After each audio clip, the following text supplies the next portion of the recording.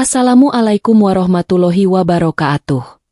Salam bahagia selalu buat sahabat channel Misteri Goib. Mari kita simak dan mulai ceritanya.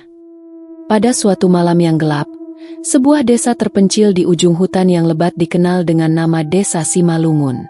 Desa ini memiliki kisah misteri yang selalu dibicarakan oleh para penduduknya, meski banyak dari mereka yang memilih untuk melupakan atau menutup mata terhadapnya. Sebuah cerita lama yang sudah lama terlupakan, namun tetap ada yang tak bisa menghapus jejaknya. Di tengah desa, ada sebuah rumah tua yang tak berpenghuni. Rumah itu berdiri angkuh dengan ket yang mulai mengelupas, dikelilingi oleh pagar besi yang berkarat. Konon, rumah itu adalah tempat kejadian yang sangat mengerikan puluhan tahun yang lalu. Tidak ada yang tahu pasti siapa yang terakhir kali tinggal di sana. Namun, setiap kali malam tiba, beberapa warga yang berani melewati rumah itu selalu merasakan hawa dingin yang tak biasa dan suara langkah kaki yang misterius. Dari mulut ke mulut, cerita ini mulai tersebar. Rumah tua itu dulu dihuni oleh seorang gadis muda bernama Melati. Melati dikenal sebagai sosok yang cantik dan perawan, namun kehidupannya menyimpan rahasia kelam yang tak pernah ada yang tahu. Pada malam yang gelap, beberapa bulan setelah ayahnya meninggal, Melati menghilang tanpa jejak. Sejak saat itu, rumahnya dibiarkan kosong, hingga kini menjadi tempat yang menyeramkan bagi mereka yang berani mendekat. Salah seorang pemuda bernama Dimas, yang baru saja pindah ke desa itu, mendengar kisah tersebut dari seorang penduduk tua yang tak ingin berbicara banyak. Hanya kata-kata samar yang ia dengar, "Jangan pernah menjejakkan kaki ke rumah Melati. Ada sesuatu yang menunggu." Keingintahuan Dimas terbakar. Ia ingin mengetahui kebenaran di balik cerita tersebut. Dimas, yang pada dasarnya tidak mempercayai cerita-cerita seram, merasa ini hanyalah kebohongan yang dibuat oleh warga desa untuk menakut-nakuti pendatang baru. Namun, malam itu, ketika ia berjalan melewati jalan setapak yang menuju rumah tua itu, Dimas merasakan sesuatu yang tak biasa. Angin yang dingin berhembus kencang, dan dari kejauhan, ia melihat sesuatu yang mencolok. Di depan pintu rumah yang rusak, tampak ada jejak-jejak darah yang membekas di tanah. Jejak itu terlihat segar, dan anehnya, tampak seperti jejak kaki perempuan yang berjalan dengan pelan, meninggalkan darah di setiap langkahnya. Dimas terkejut. Itu bukanlah jejak biasa. Ada sesuatu yang mengerikan di balik semua ini. Perasaan takut mulai merayapi tubuhnya, namun rasa penasaran lebih kuat menggerakkannya untuk melangkah lebih dekat. Ia mendekati jejak darah yang kini semakin jelas terlihat di atas tanah yang gelap. Langkah demi langkah, ia mengikuti jejak tersebut, hingga akhirnya ia sampai di depan pintu rumah tua yang seakan menunggu kedatangannya. Pintu itu terbuka perlahan dengan suara berderit yang mengerikan. Di dalamnya, keheningan menyelimuti udara. Namun, ada sesuatu yang tak bisa dijelaskan. Bau busuk yang menyengat menusuk hidung Dimas, membuatnya mual.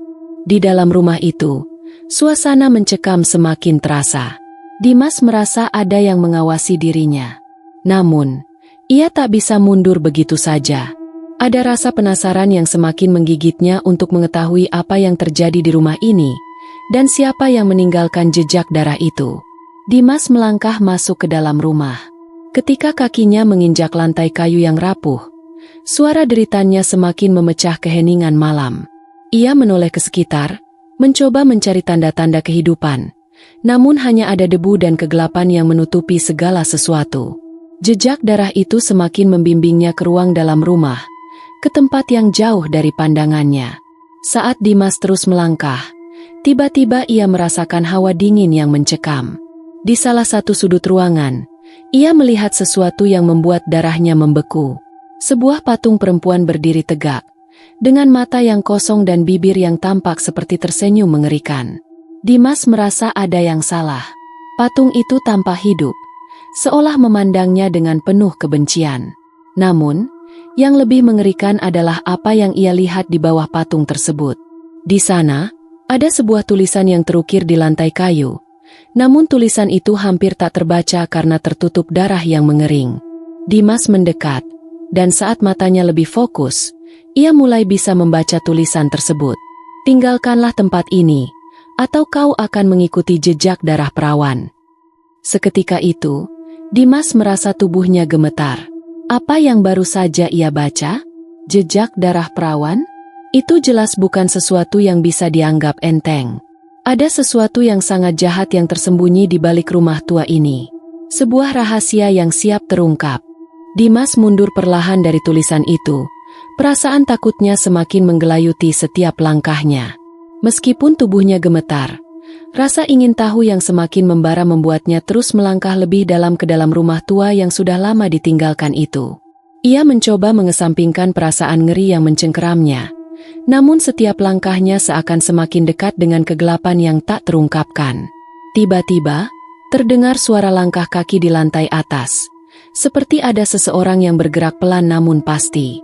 Dimas terdiam sejenak, mencoba mendengarkan lebih seksama. Langkah itu semakin jelas terdengar.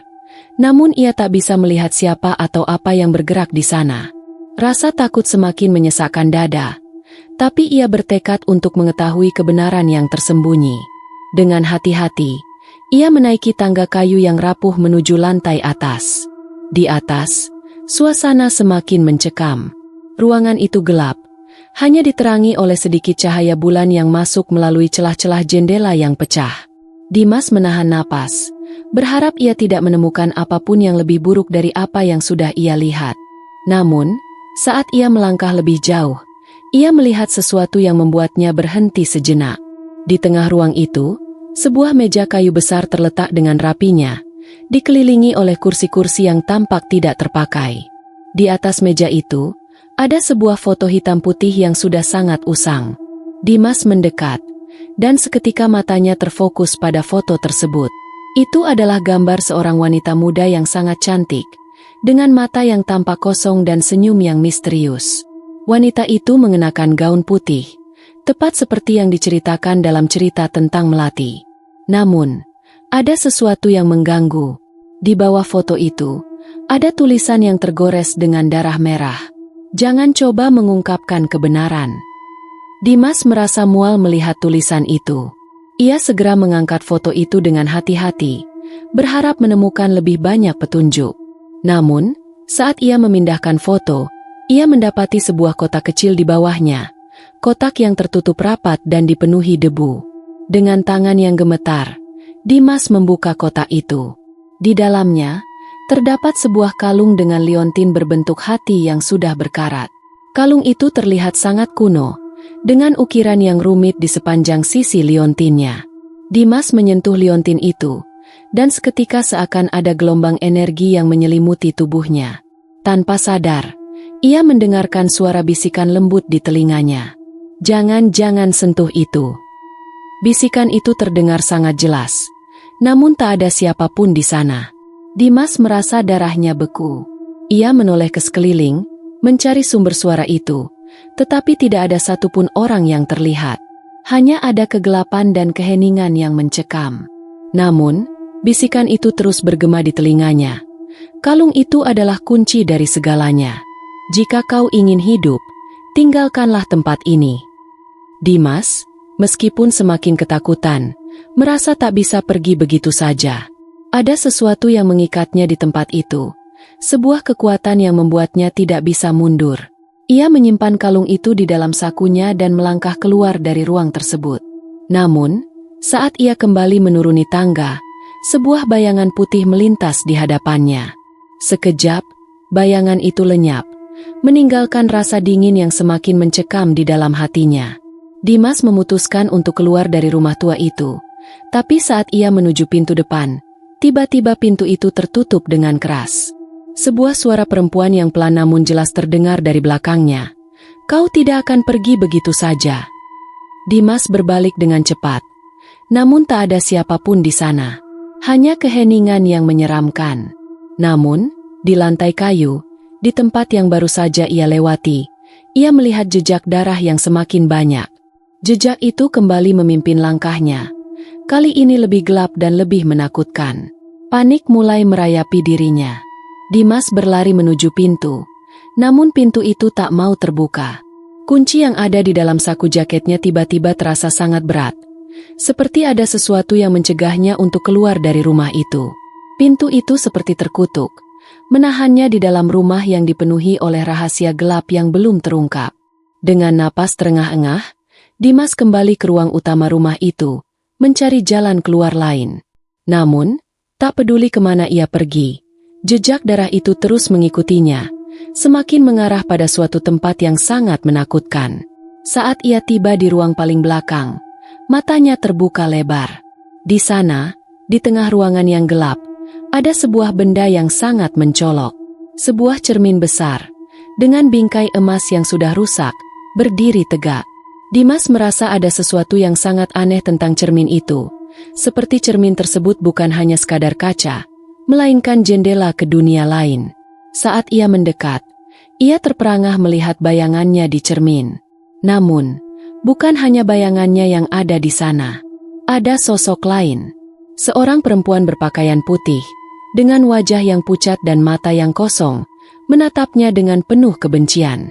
Itu adalah Melati. Wajahnya sangat jelas terlihat, dan dari mulutnya, ia bisikan kata-kata yang mengerikan. Kau akan menjadi bagian dari kami. Dimas merasa tubuhnya seakan membeku saat melihat wajah Melati di cermin. Mata perempuan itu yang kosong dan tak bernyawa menatapnya dengan intens, seakan mencoba merasuk ke dalam jiwanya.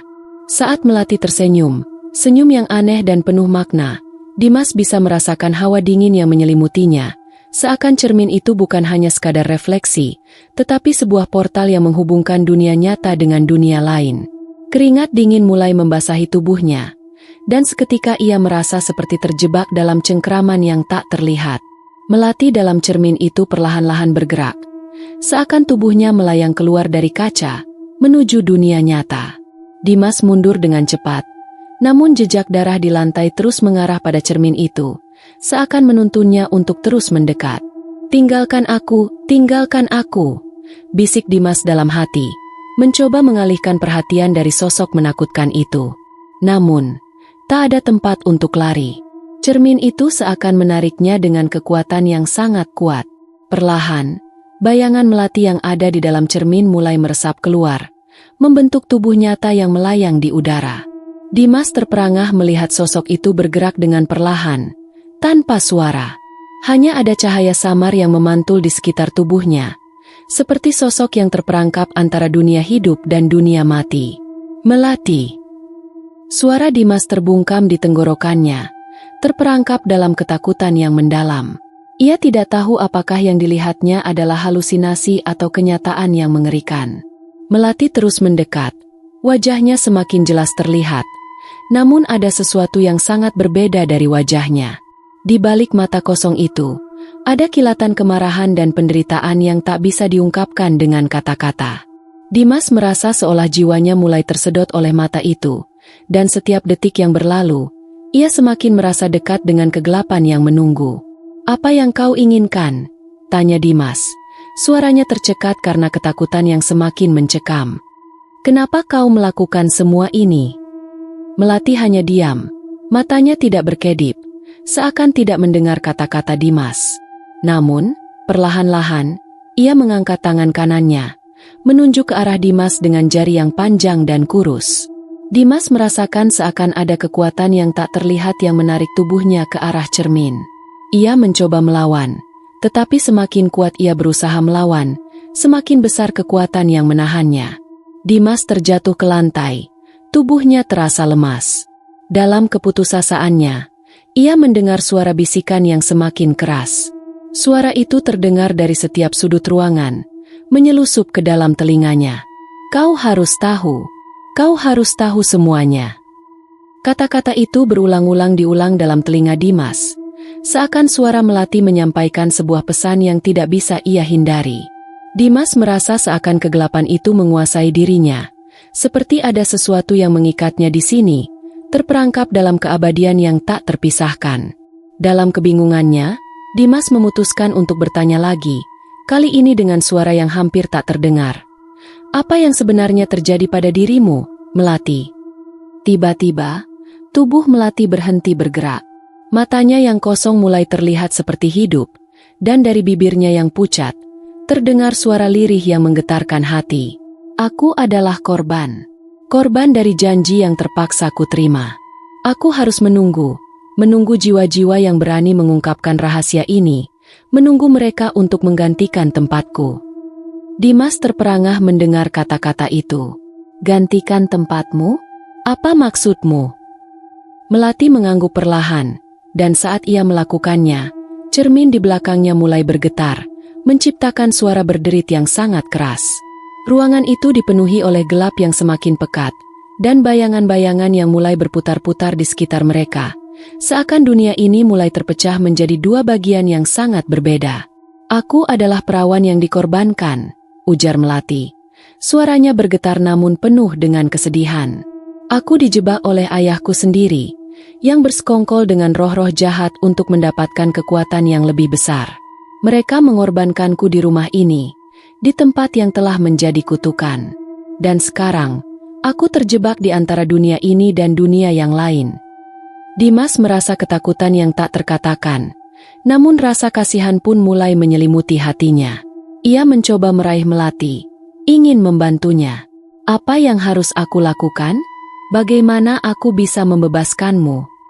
Melati menatapnya dengan tatapan yang penuh harapan, namun juga kebimbangan. Hanya ada satu cara. Kunci dari semua ini ada padamu. Kau telah memegang kalung itu. Kalung yang dulu menjadi simbol pengorbananku. Kalung itu adalah satu-satunya jalan untuk melepaskan diri dari kutukan ini. Tetapi untuk itu, kau harus mengambil langkah terakhir. Langkah terakhir? Tanya Dimas dengan bingung. Melati tersenyum tipis. Ya, langkah terakhir. Kau harus mengorbankan dirimu sendiri, seperti yang dilakukan ayahku padaku. Dimas merasa darahnya seperti membeku. Tidak, aku tidak bisa. Tapi kau tidak punya pilihan, jawab Melati dengan suara yang semakin lemah. Jika kau tidak melakukannya, aku dan semua roh yang terperangkap di sini akan terus mencari pengganti, dan akhirnya akan ada lebih banyak jiwa yang hilang. Dimas terdiam, matanya memandang kalung yang ada di sakunya. Ia tahu, saat ini, ia berada di titik yang sangat sulit, sebuah pilihan antara hidup dan mati, antara kebebasan atau terperangkap dalam kutukan yang tak berujung. Anda bilang. Dimas terdiam, matanya terpaku pada kalung yang masih tergenggam erat di tangannya. Hati dan pikirannya berperang hebat. Ia ingin lari, ingin menghindari segala sesuatu yang ada di rumah ini, namun kata-kata Melati terus bergaung dalam benaknya, seperti mantra yang mengikat jiwanya. Kalung itu adalah satu-satunya jalan untuk melepaskan diriku dan roh-roh yang terperangkap di sini. Suara Melati menggema di ruang gelap itu, semakin dalam dan mencekam. Dimas menatap kalung itu lagi. Liontin berbentuk hati yang sudah berkarat. Ia tidak tahu kenapa, tapi ada perasaan yang kuat bahwa kalung itu lebih dari sekadar benda mati. Ada energi, kekuatan yang menyelimuti benda itu, seperti sebuah ikatan yang menghubungkan dunia hidup dengan dunia yang telah lama terlupakan. Satu-satunya jalan. Gumamnya pelan. Satu-satunya jalan untuk apa? Melati yang kini berdiri di depan Dimas, semakin mengaburkan batas antara dunia nyata dan dunia gaib, menjawab dengan suara yang hampir tak terdengar. Untuk membebaskan aku. Tapi, itu hanya bisa dilakukan dengan mengorbankan satu jiwa lagi. Jiwa yang berani mengungkapkan kebenaran ini. Dimas merasa sesak di dadanya. Terkurung antara kebenaran yang ingin ia ungkapkan dan rasa takut yang terus menghantui. Ada kekuatan di dalam rumah ini, di dalam kalung itu, yang seakan mengontrol segalanya. Ketika ia mencoba mengalihkan pandangannya dari kalung, tubuhnya terasa kaku, seolah ada tangan tak terlihat yang menahannya. Apa yang kau inginkan dariku, Melati? Dimas bertanya dengan suara parau, meskipun hatinya mulai terasa rapuh. Melati menatapnya dengan mata kosong namun penuh arti, seakan menjawab tanpa suara. Aku adalah korban, Dimas. Aku terperangkap dalam kutukan ini, dan hanya ada satu cara untuk membebaskanku. Kau harus memilih antara hidup atau mati. Di sekitar mereka, rumah tua itu mulai bergetar. Suara derit kayu dan angin yang berhembus kencang semakin keras, mengguncang seisi rumah. Jejak darah yang membentang di lantai, yang awalnya mengarah pada cermin, kini mulai mengalir ke seluruh ruangan. Setiap tetes darah yang jatuh di lantai seakan menghidupkan kembali kisah kelam yang terpendam lama. Semua ini adalah bagian dari takdir yang tidak bisa dihindari. Tiba-tiba, dari balik bayangan gelap, suara-suara bisikan semakin keras, memenuhi udara. Dimas merasa matanya mulai kabur. Jantungnya berdetak lebih cepat. Seolah-olah suara-suara itu mengirimkan perintah untuk melangkah maju, untuk membuat keputusan yang tak terhindarkan. Kalung itu kini terasa lebih berat di tangannya. Semakin lama, rasa tercekik itu semakin kuat, seolah kalung itu ingin menariknya ke dalam dirinya, menariknya lebih dalam ke dalam dunia yang dipenuhi oleh jiwa-jiwa yang terperangkap.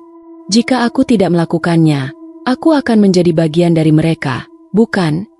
Kata Dimas dengan suara gemetar. Matanya masih tertuju pada kalung yang penuh darah itu. Aku akan terperangkap di sini selamanya, seperti kamu. Melati mengangguk perlahan. Tubuhnya yang melayang perlahan mendekat ke arah Dimas. Hanya ada dua jalan, Dimas. Membebaskan aku atau terperangkap di sini, bersama semua roh yang telah hilang. Dimas merasakan sebuah dorongan yang kuat, keinginan untuk lari, namun tubuhnya tak bisa bergerak.